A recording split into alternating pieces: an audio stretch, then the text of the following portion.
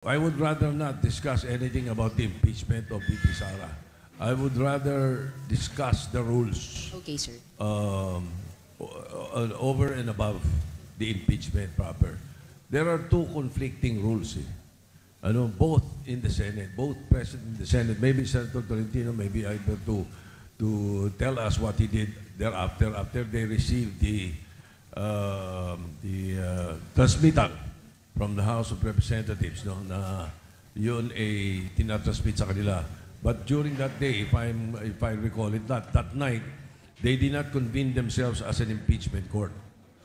So, natali yun after they adjourned. Ngayon, yung dalawang conflicting rules dyan, merong rules of procedure sa impeachment trial na nung panahon namin na ako majority leader noon eh.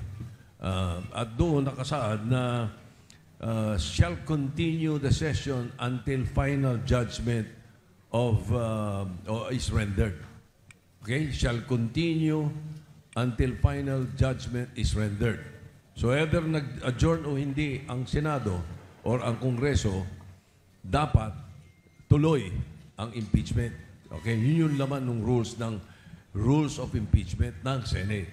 Okay? Ngayon, doon sa rules ng Senate, as a legislative body, merong conflicting.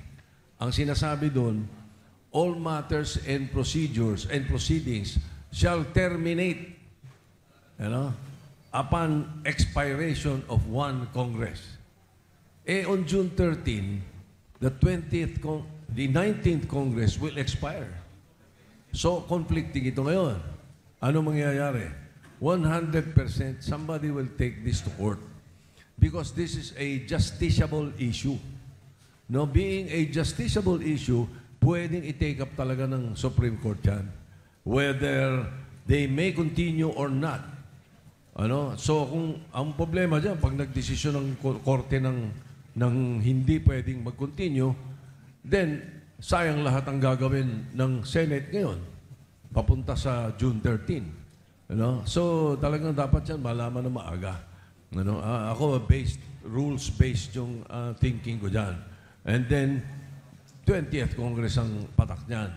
So, right now, that is the situation. Basta on the impeachment itself, always ang advice ko sa mga kasama ko dati at saka siguro sa mga mauupo in the 20th Congress, always observe impartiality. Walang kaibigan, walang kaparti-partido. Ganun lang. Thank you.